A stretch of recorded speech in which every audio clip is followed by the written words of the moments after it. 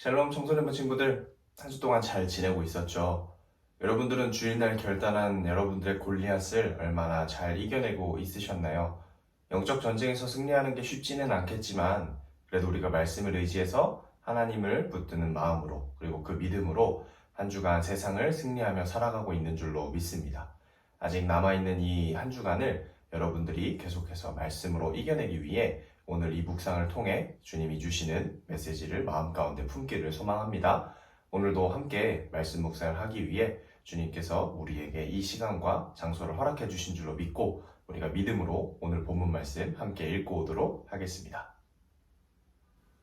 그때 다윗은 라마의 나요스에서 달아났습니다. 다윗은 요나단에게 가서 이렇게 물었습니다. 내가 무슨 잘못을 했나? 내 죄가 무엇인가? 내가 자네 아버지에게 무슨 잘못을 저질렀기에 자네 아버지가 나를 죽이려고 하는가? 요나단이 대답하였습니다.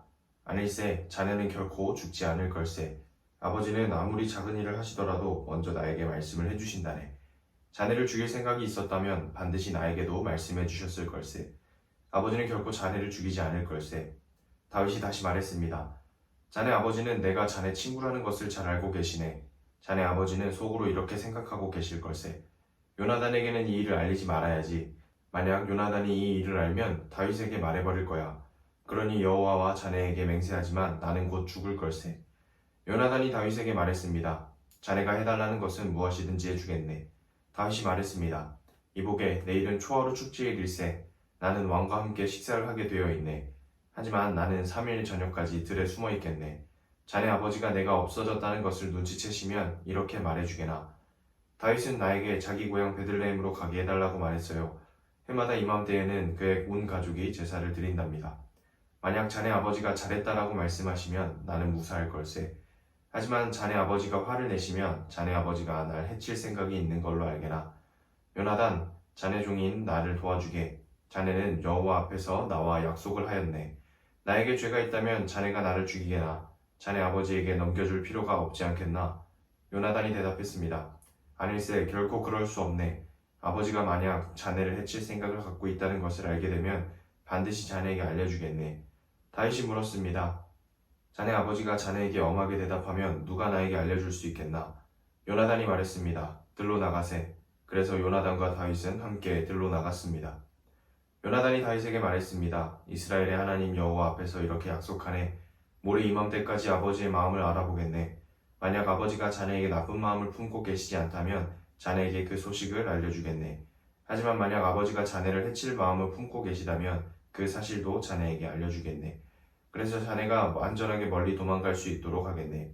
그렇게 하지 않는다면 하나님께서 나에게 무서운 벌을 내리셔도 감당하겠네. 여호와께서 내 아버지와 함께 계셨던 것처럼 자네와도 함께 계시기를 바라네. 내가 살아있는 동안 나에게 여호와의 사랑을 베풀어 주게나. 그래서 내가 죽지 않게 해주게. 내 집안에도 변함없이 사랑을 베풀어 주어야 하네. 여호와께서 자네의 모든 원수를 이 땅에서 없애버리시더라도 우리 집안에 대한 사랑을 버리지 말아주게. 요나단은 다윗과 약속을 하며 여호와께서 다윗의 원수들을 벌주시기를 바라네 라고 말했습니다. 그리고 요나단은 다윗에게 자기와 맺은 사랑의 약속을 다시 말하겠습니다. 요나단은 다윗을 자기 목숨만큼 사랑했기 때문에 그런 약속을 하게 하였습니다. 요나단이 다윗에게 말했습니다. 내일은 초하루 축제일이네. 하지만 자네의 자리는 빌 것이고 내 아버지는 자네가 없어졌다는 것을 알게 될 걸세. 이틀 뒤에 자네는 지난번에 숨어 있었던 곳으로 가서 에셀바위 곁에서 기다리게. 그러면 내가 화살 3발을 바위 가까이로 쏘겠네. 마치 어떤 목표물을 향해 쏘는 것처럼 쏘겠네. 그리고 나서 소년을 1명 보내서 그 화살들을 찾으라고 말하겠네. 만약 내가 애야 너무 멀리 갔다. 화살은 내 뒤쪽에 있으니 이리 주워너라 하고 말하면 자네는 숨어있던 곳에서 나와도 상관없네. 여호와께 맹세하지만 자네에게 위험한 일이 없을 테니 그곳에서 나와도 좋을 걸세. 하지만 만약 내가 애야 화살은 내 앞에 있다 하고 말하면 여호와께서 자네를 보내시는 것으로 알고 그곳을 떠나게나. 우리가 이야기한 것을 기억하게. 여호와께서는 자네와 나 사이에 영원한 증인이시네. 아멘. 오늘 본문을 이해하기 위해선 어제 본문을 먼저 이해해야 합니다. 어제 본문은 사울이 다윗을 죽이기 위해 여러 가지 계략을 세우지만 그 계획이 하나도 이루어지지 않고 다윗은 여전히 블레셋과의 전쟁에서 항상 승리하며 하나님이 함께 하시는 사람이라는 것을 사울이 깨닫게 됩니다. 그러나 사울은 그 깨달음을 통해 하나님께 다시 돌아오는 것이 아니라 다윗을 무조건 죽여야겠다라는 생각을 가지고 다윗을 잡아오라는 명령을 하며 다윗의 영원한 원수가 될 것을 말하고 있습니다. 다윗의 가장 가까이서 다윗을 가장 위협하는 적이라는 것을 말해주고 있습니다. 다윗은 사울의 종이기 때문에 상황상 사울을 떠날 수가 없는 몸입니다.